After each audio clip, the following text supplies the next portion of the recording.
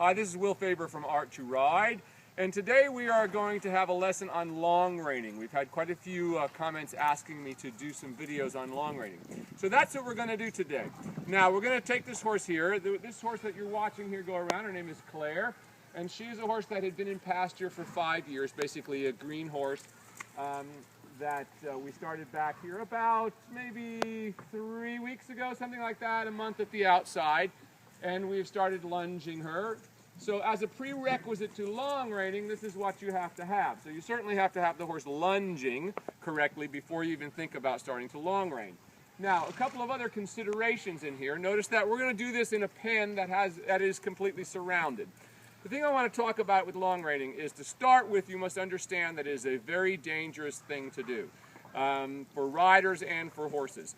It's something that you certainly should have somebody who really knows what they're doing watching you do this, so that you're not getting caught up. You should certainly also be very fit yourself before you begin to do this, as there, lunging happens lunging is one thing, but long reining, everything happens very quick. You've got 2 reins to deal with, as well as a green horse usually, so you have to be very agile on your feet. So don't even begin to try this unless you are very physically fit and don't have any trouble staying on your feet, so to speak. Keep your posture upright, just like we do when we lunge.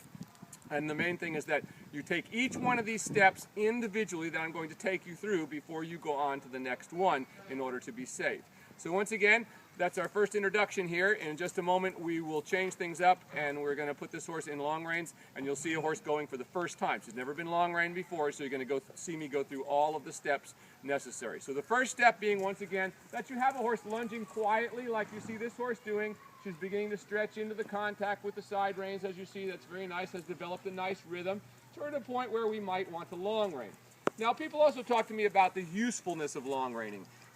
Long reining is useful, usually with young horses. I do it only a few times with the horse. Once in a while it will be useful on a horse that you have that's a little inactive, because the line going around the back of the horse's hind end will tend to speed it up a little bit. But those kind of things will only work once or twice. The horse will get used to it. I don't know if any of you have seen, there are a lot of lunging devices out there that have been attempts to sort of create something like long reining, like there's a Nelson Pessoa rig, things that go around the back, like bars and things that connect to the horse's mouth.